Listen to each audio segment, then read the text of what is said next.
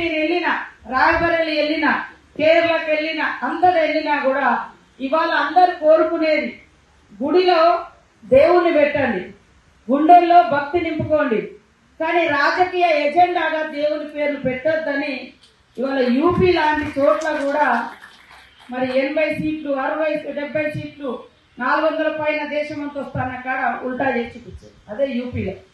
ఉత్తరప్రదేశ్లో అయోధ్య కట్టిన కాడ రామ మందిరం కట్టిన కాడ కూడా ఉల్టా చేసి పెట్టారు. ఎందుకంటే అక్కడ అడుగుతున్నారు, ఓకే మాకు దేవుడు అంటే నమ్మకం, మేము విశ్వాసమే, కానీ మా బతుకులు ఎట్లా, మేము ఎట్లా బతకాలి? ఇవాళ ఆదానికో అంబానికో లక్షల కోట్లు వస్తే మా కడుపు ఎట్లా నిండాలి అని తిరగబడ్డారు ఆ ప్రాంతాలలో.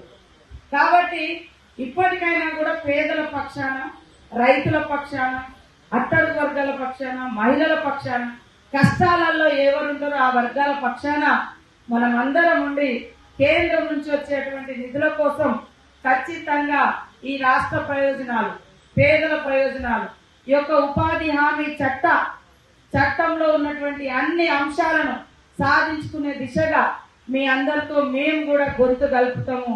ఈ రాష్ట్ర ప్రయోజనాలను కాపాడడం కోసం ఎంతటి పోరాటానికైనా మేము ముందుంటామని తెలియజేస్తూ, తప్పకుండా మేము తొందరలోనే